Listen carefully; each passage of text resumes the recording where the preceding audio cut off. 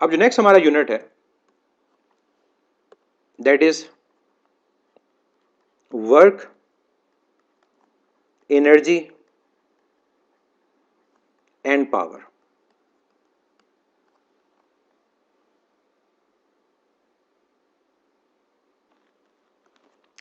सबसे पहले वर्क की बात करते हैं, वर्क के फार्मूलाज। तो वर्क की बात करें तो हमारे पास जो वर्क के फार्मूलाज होंगे वो क्या होंगे, एफ डॉट डी, ये फोर्स और डिस्प्लेसमेंट का डॉट प्रोडक्ट है, और ये किसके इक्वल होता है, ये होता है F D cos theta. Work formula F dot D, और यहां पर भी वही टॉर्क का वाला केस है कि एंगल हमें पता होना चाहिए किसके दरमियान है। एंगल अगर हमारे पास फोर्स और डिस्प्लेसमेंट के इन बिटवीन हो, ये एंगल थीटा हो, तो फिर एफ टी कॉस थीटा होता है, क्योंकि जो कंपोनेंट फोर्स का डिस्प्लेसमेंट के अलोंग है वो क्या है, वो एफ कॉस थीटा है। और कई दफ़ा एग्जामिनर आपको अगर एंगल एफ और डी के दरमियान ना दे, जैसे टॉर्क के केस में मैं आपको एग्जांपल अगर यहाँ दूँ कि अगर आपको वो कहे कि ये फोर्स अप्लाई हो रही है एफ, डिस्प्लेसमेंट इस डायरेक्शन में है, लेकिन एंगल वो ये दे दे, तो फिर आप लोगों ने 90 माइनस थीटा से सॉल्व करना होता है, और डायरेक्ट अगर मैं बताऊं फिर फार्मूला के अंदर साइन आता है। ठीक है, तो ये याद रखें। इसके अलावा वर्क का फार्मूला हम कहते हैं कि सर्कुलर मोशन में वर्क डन जीरो होता है। सर्कुलर मोशन के अंदर work done due to centripetal force zero होता है। तो बॉडी अगर हमारे पास एक सर्कल में रोटेट हो रही हो, तो रिकॉर्डेड फॉर्म में ये लेक्चर अवेलेबल नहीं होगा, मैं पहले बता दूं, इसको मैं बाद में शायद अपलोड कर दूंगा, लेकिन मैं रिकॉर्डेड फॉर्म में इसको अपलोड फिलहाल नहीं करूंगा। असफा मैं आपको इस यूनिट के बाद इसका आंसर दे देता हूं। अगर एक बॉडी सर्कल में रोटेट हो रही हो, तो यहां पर दो तरह की फोर्सेस हमारे पास होती हैं। नॉन यूनिफॉर्म मोशन की बात हो रही है। एक फोर्स होती है सेंटीपिटल, जिसको हम रेडियल फोर्स भी बोलते हैं, और दूसरी फोर्स जो होती है जो टॉर्क प्रोड्यूस करती है, टेंजेंशियल एक्सेलेरेशन ऑब्वियसली हमारे पास है, वो टेंजेंशियल फोर्स है। याद रखिएगा कि हमारे पास work done due to centripetal force zero होता है सर्कुलर मोशन में। Work done due to centripetal force, क्योंकि सेंट्रीपिटल फोर्स का जो हमारे पास एंगल होता है हर पॉइंट पे इंस्टेंटेनियस डिस्प्लेसमेंट या वेलोसिटी के साथ वो 90 होता है, चाहे पाथ कंप्लीट हो या ना हो। Work done due to centripetal force is always equal to zero. या ये वो कंसेप्ट नहीं है कि डिस्प्लेसमेंट जीरो होती है, इवन अगर आपके पास एक शॉर्ट इंटरवल होगा तब भी जीरो होगा। लेकिन जब हम बात करते हैं work done due to tangential force, तो according to definition of work, tangential force तो डिस्प्लेसमेंट के अलोंग है, तो फोर्स जब डिस्प्लेसमेंट के अलोंग हो तो वर्क डन फिर होता है। इसका मतलब इस केस में जो वर्क डन होगा वो जीरो नहीं होगा, बल्कि वो टेंजेंशियल फोर्स, और यहां पर आएगी डिस्प्लेसमेंट, और यहां पर आपके पास एंगल आएगा जो बन रहा है यहां पर, वो कितना है, वो 0 डिग्री है। और जब इसको सॉल्व किया जाता है तो फार्मूला हमारे पास जो आता है ड्राइव होके वो टॉ थीटा आता है। तो ये जो फार्मूला है टॉ थीटा, ये बताता है कि सर्कुलर मोशन में अगर नॉन यूनिफॉर्म मोशन है, टेंजेंशियल फोर्स अप्लाई हो रही है, तो फिर वर्क डन हमारा जीरो नहीं होता, वर्क डन हमारा नॉन जीरो होता है। और ये specifically non uniform circular motion में होता है स्पेसिफिकली। ठीक है, ये फार्मूला आप लोगों को पता होना चाहिए कि टॉ थीटा, और थीटा यहां पर क्या है, थीटा यहां पर ये एंगुलर डिस्प्लेसमेंट है, ये वाली ये थीटा, कि बॉडी जब एंगल में मूव करता है तो कितनी एंगुलर डिस्प्लेसमेंट कवर करेगा। ये angle between force and displacement नहीं है, ये थीटा हमारे पास एंगुलर डिस्प्लेसमेंट है जो सर्कुलर पाथ का होगा, कि क्या बॉडी रोटेट 30 डिग्री पर हुई, 15 डिग्री पर हुई, ये वो एंगल कंसीडर किया जाता है। इसके अलावा वर्क के और फार्मूलाज भी हैं, वो डिपेंड करता है केस वाइज के कौन सा यूज होना है। जैसे मैं अगर वर्क की बात गैसेज में करता हूँ, तो आइसोबैरिक प्रोसेस के लिए वर्क डन होता है pressure into change in volume. बाकी फार्मूलाज में आगे थर्मोडायनेमिक्स में बात करूंगा, यहाँ मैं सिर्फ ये बात कर रहा हूँ प्रेशर और वॉल्यूम का चेंज। फिर जब बॉडी को एक हाइट पे लेकर जाया जाए तो वर्क डन हमारे पास इक्वल mgh के इक्वल भी आता है, क्योंकि यहाँ फोर्स जो अप्लाई होगी वो ग्रेविटेशनल फोर्स होगी, और साथ मल्टीप्लाई क्या होगा, डिस्प्लेसमेंट वो हाइट की फॉर्म में, साथ एंगल भी आएगा। तभी लिफ्टिंग और लोअरिंग में वर्क डन कभी पॉजिटिव है कभी नेगेटिव है, लेकिन नॉर्मली mgh हम यूज कर रहे होते हैं।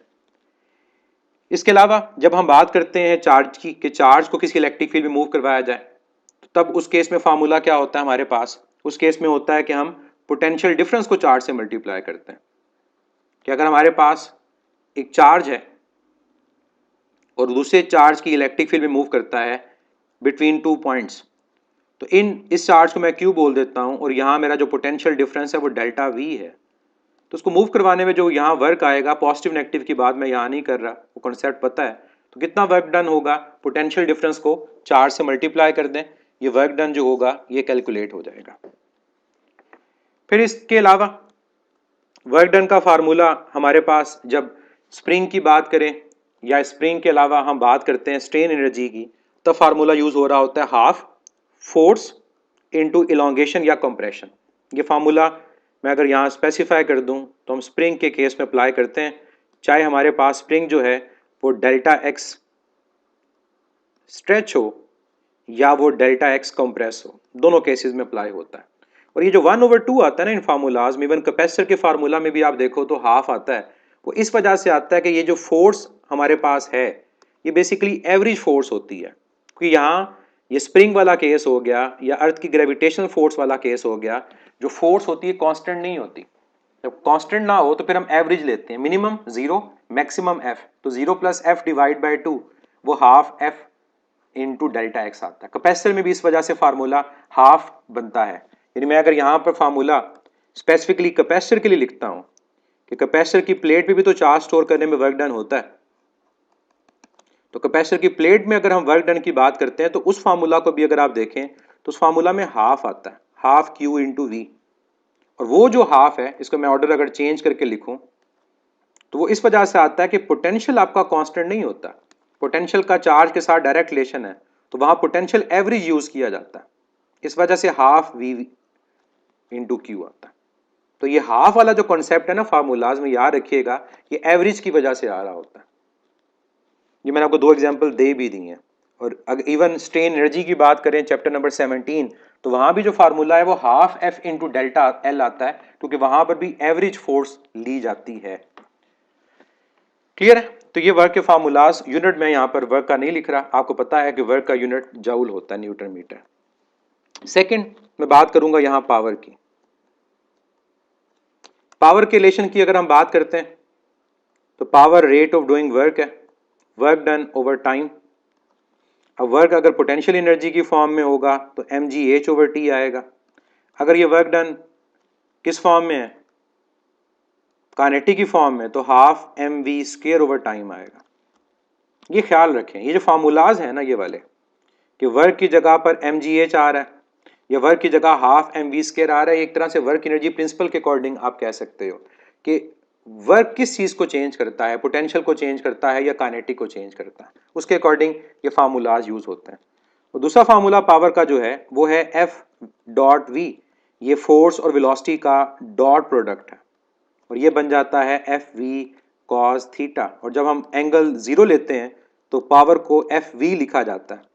ये जो फोर्स है ये एवरेज फोर्स कंसिडर की जाती है जो बॉडी पे अप्लाई हो रही होती है। इस F की जगह आप वो rate of change of momentum वाला फार्मूला अप्लाई नहीं करते, वो गलती नहीं करनी कि उसको अप्लाई कर दें। ये एवरेज फोर्स है जो बॉडी पे अप्लाई होती है, जो हमें पावर को कैलकुलेट करने में हेल्प करती है।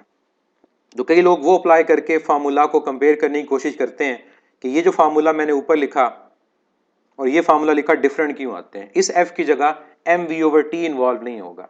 mv/t इन्वॉल्व तब होता है जब फोर्स अप्लाई होने से मोमेंटम चेंज हो रहा हो, और यहाँ मोमेंटम तो चेंज नहीं हो रहा, यहाँ वेलोसिटी तो कांस्टेंट है, तो कैसे हम उसकी जगह अप्लाई करेंगे। पावर वेक्टर नहीं है, गलती से लिखा हुआ है। तो ये फार्मूला की फॉर्मेशन को आपने गलत नहीं करना कि आप इसकी जगह पर rate of change of momentum वाला अप्लाई कर दें। इसके अलावा पावर का फार्मूला जब हम इलेक्ट्रिक पावर में देखते हैं तो वोल्टेज करंट का प्रोडक्ट I²R, और इसके अलावा ये फार्मूला होता है V²/R।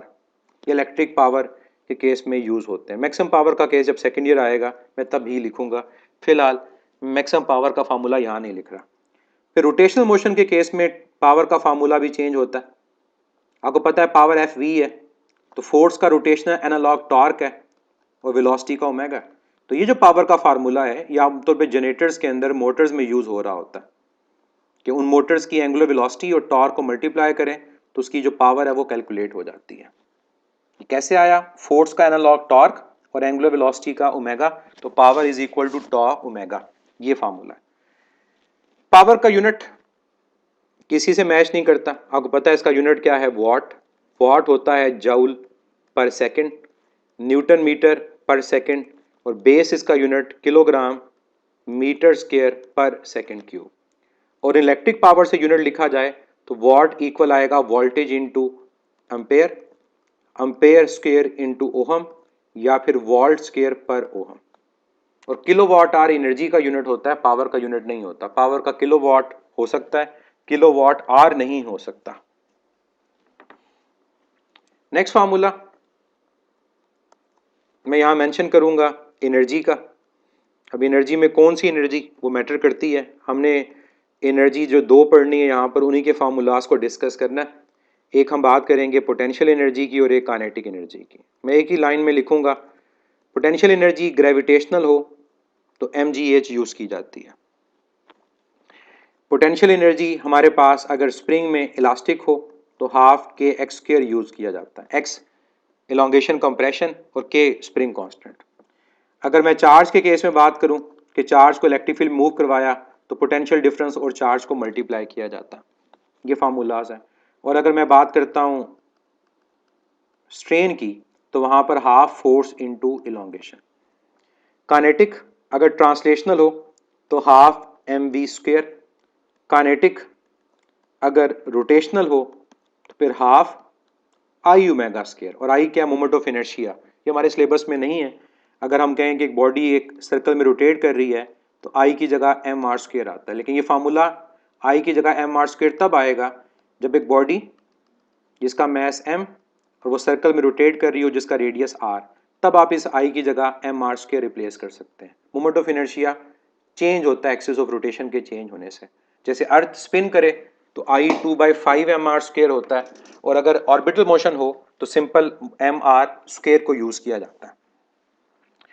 यहां मैं फार्मूला एक और यूज लिखूंगा एब्सोल्यूट ग्रेविटेशनल पोटेंशियल एनर्जी का।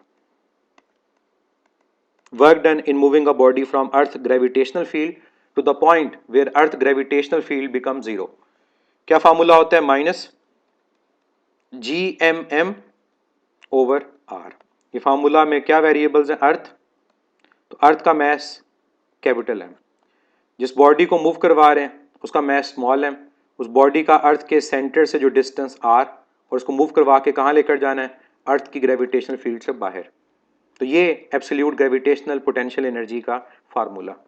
और अगर बॉडी सरफेस ऑफ अर्थ पे हो तो फिर हमारे पास क्या होता है कि if R is equal to radius of earth, तब फार्मूला चेंज होके बन जाएगा minus G M m over capital are.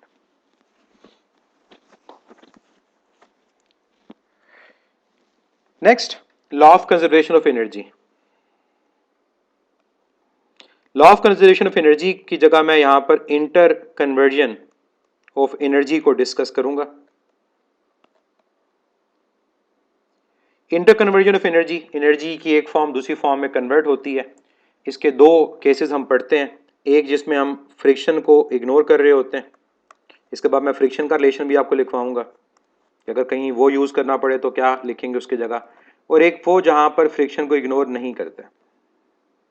ठीक है, पहला केस बल्कि मैं कर देता हूं जहां फ्रिक्शन को इग्नोर नहीं करते, और दूसरा जहां फ्रिक्शन को फिर इग्नोर करते हैं, दूसरे में नहीं करते। अगर फ्रिक्शन ना हो तो फिर सिंपल कुछ नहीं है, फिर आप कहते हो कि जितनी पोटेंशियल एनर्जी का लॉस है उतना काइनेटिक एनर्जी का गेन है, 100% एनर्जी कन्वर्ट होगी, या फिर जितनी पोटेंशियल एनर्जी गेन हो रही होगी उतनी हमारे पास जो काइनेटिक एनर्जी है वो लॉस हो रही होगी। जब इक्वेट करेंगे इनको तो एम जी h half m v square के इक्वल आएगा, एम एम से कैंसिल हो जाएगा, और ज़्यादातर वेलोसिटी फाइंड करनी होती है, फार्मूला आ जाता है √2g। और मैं एच की जगह यहाँ डेल्टा एच लिखना चाहूँगा कि जैसे अगर आपको कहा जाता है कि एक बॉडी एक हाइट है h1, उससे आपने ड्रॉप किया, जब वो बॉडी ड्रॉप करते हुए ग्राउंड से h2 हाइट पर होगी ग्राउंड से, तो वहाँ पर उसकी वेलोसिटी क्या होगी? तो याद रखिएगा वेलोसिटी के फार्मूला में ये जो डेल्टा एच है ये बेसिकली वो डिस्टेंस है जो बॉडी ट्रेवल कर चुकी है, मतलब ये वो डिस्टेंस है जो बॉडी ट्रेवल कर चुकी है जिसमें एनर्जी कन्वर्ट हुई है। तो ये डेल्टा एच किसके इक्वल आएगा इस डायग्राम के मुताबिक H1 माइनस H2 के। तो सॉल्व हो जाएगा, मुश्किल क्वेश्चन नहीं होता है। जब फ्रिक्शन को इग्नोर नहीं किया जाता तो इसमें इसका मतलब होगा कि वर्क डन अगेंस्ट फ्रिक्शन भी करना पड़ेगा। तब अगर मैं दोनों केसेस को लिखूं कि पोटेंशियल एनर्जी अगर लॉस हो रही है और काइनेटिक एनर्जी गेन हो रही तो 100% काइनेटिक एनर्जी गेन नहीं होगी। हमें लाजिम है कि यहाँ पर वर्क डन करना पड़ेगा किसके अगेंस्ट, अगेंस्ट फ्रिक्शन, तब जाके एनर्जी इक्वल होगी। और ये वर्क डन अगेंस्ट फ्रिक्शन है, ये बेसिकली एनर्जी लॉस है। तभी एनर्जी लॉस को फाइंड करेंगे तो काइनेटिक यहाँ जाके सब्ट्रैक्ट हो जाएगा।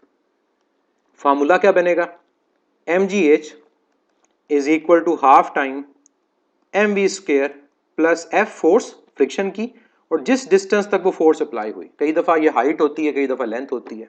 ये पहला केस बन जाएगा।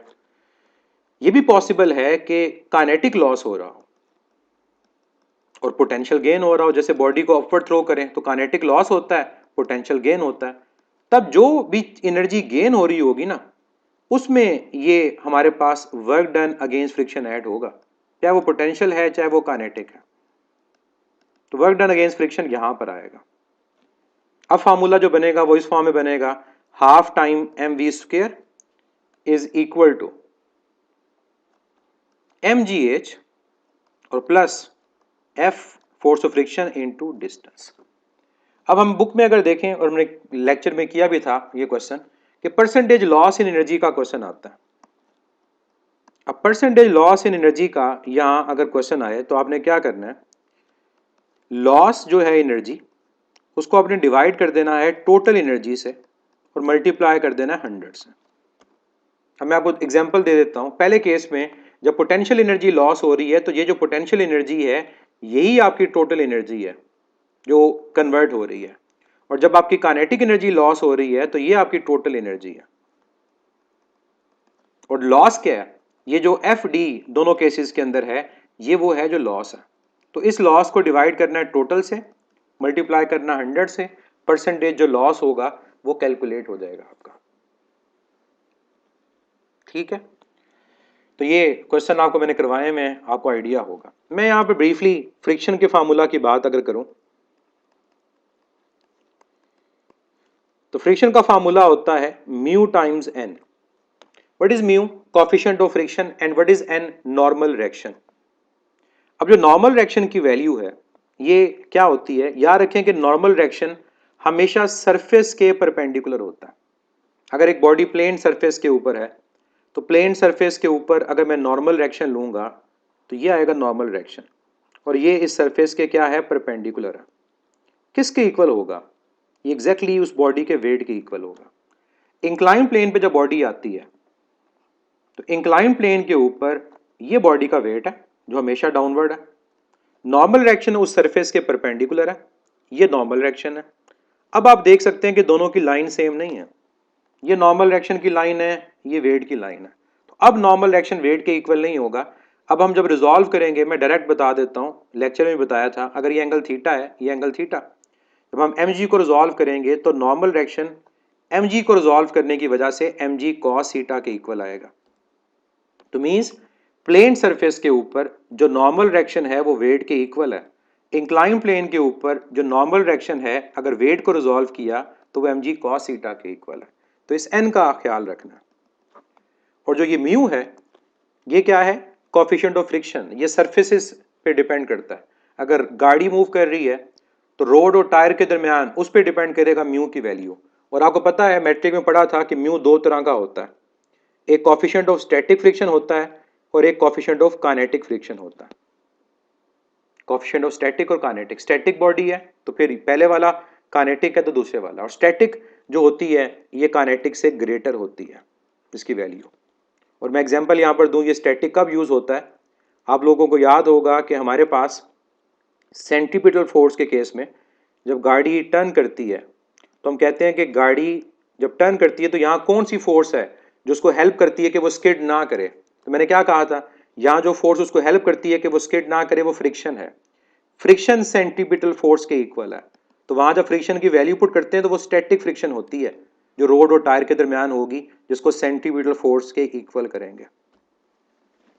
तो मोशन में काइनेटिक फ्रिक्शन है, लेकिन ये उस मोशन के अलोंग नहीं होती, ये बेसिकली उस मोशन के परपेंडिकुलर होती है, और ये स्टैटिक फ्रिक्शन होती है बिटवीन रोड एंड टायर्स। तो फ्रिक्शन का फार्मूला याद रखना है, अगर कहीं पर यूज करना पड़े तो आप इसको यूज कर सकते हैं।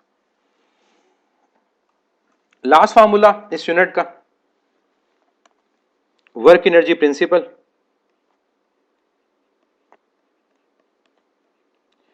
वर्क एनर्जी प्रिंसिपल के अकॉर्डिंग जब भी किसी बॉडी पे वर्क होगा तो वर्क एनर्जी के चेंज के इक्वल आएगा। Work done on a body is equal to change in energy, ये इसका रिलेशन यूज होता है। अब ये जो एनर्जी का चेंज है, इसके मैंने 3 केस बताए थे। ये एनर्जी का जो चेंज है ये पोटेंशियल एनर्जी के चेंज के इक्वल भी हो सकता है। ये जो एनर्जी का चेंज है ये काइनेटिक एनर्जी के चेंज के इक्वल भी हो सकता है। और ये जो चेंज है इवन ये पोटेंशियल एनर्जी और काइनेटिक एनर्जी दोनों के चेंज के सम के इक्वल भी हो सकता है। बर्नौलीज इक्वेशन की एग्जांपल दी थी। पहले केस में तो सिंपली आप कहोगे कि हमारे पास F D is equal to M ji H one minus H to.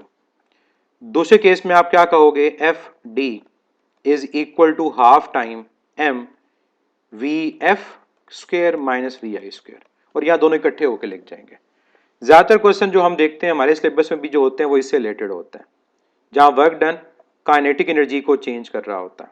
गाड़ी ब्रेक अप्लाई करे, गाड़ी एक्सेलेरेट करे फोर्स अप्लाई होने से, बुलेट फायर करें, किसी चीज में पेनिट्रेट करें, रिटार्डिंग फोर्स फाइंड करें, कभी एक्सेलेरेशन फाइंड करें, कभी वेलोसिटी फाइंड करें, वो इससे रिलेटेड होते हैं। इस फार्मूला से रिलेटेड कई क्वेश्चंस भी आप लोगों ने किए हैं। मैं एक रिलेशन बता दूं आपको। अगर फोर्स कांस्टेंट हो, बॉडी का मास तो कांस्टेंट है, अगर हमारे पास कांस्टेंट फोर्स अप्लाई हो रही है तो फिर जो डिस्प्लेसमेंट होगी उसका वेलोसिटी के स्क्वायर के साथ रिलेशन होगा। और ये क्वेश्चन यूं पूछा जाता है कि गाड़ी मूव कर रही है वेलोसिटी v से, फोर्स अप्लाई की, वो डिस्टेंस d के बाद गाड़ी रुक गई। अगर गाड़ी की वेलोसिटी डबल हो गई तो अब उसी फोर्स से वो कितने डिस्टेंस के बाद जाके रुकेगी? तो फोर्स कांस्टेंट है, वेलोसिटी डबल, तो वेलोसिटी की पावर 2, 2 का स्क्वायर 4, तो अब आपका जो डिस्टेंस होगा कितना हो जाएगा? 4 टाइम्स। इसको यूं अगर लिखूं कि अगर हमारे पास वेलोसिटी की वैल्यू डबल हो जाए तो सेम फोर्स की वजह से अब कितने डिस्टेंस के बाद जाके रुकेगी? पहले से 4 गुना डिस्टेंस के बाद। तो इससे रिलेटेड भी आपके पास क्वेश्चंस आते हैं, और ये कोई नया फार्मूला नहीं है कि सिर्फ वर्क एनर्जी प्रिंसिपल से हो, ये थर्ड इक्वेशन ऑफ मोशन भी बताती है, 2AD is equal to v f square minus we i square. ठीक है, तो ये वर्क एनर्जी प्रिंसिपल का फार्मूला का हो गया।